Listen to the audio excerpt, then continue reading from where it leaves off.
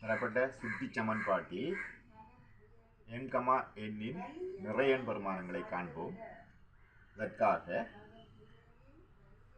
4 இன் m-ஆம் அடுக்கின் கீழ்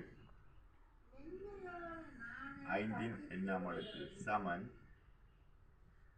125 இன் கீழ் 64 4 இன் m-ஆம் அடுக்கு கீழ் 5 இன் n-ஆம் அடுக்கு சமன் 125 வந்து 5 இன் 3-ஆம் அடுக்கு 64 4 இன் 3-ஆம் அடுக்கு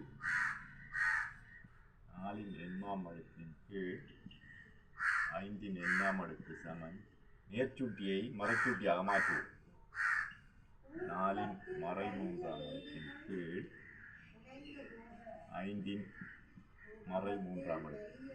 ஆகவே இங்கு m சமன் மறை 3ஆகவும் n சமன் மறை 3ஆகவும் அமைதல். நன்றி.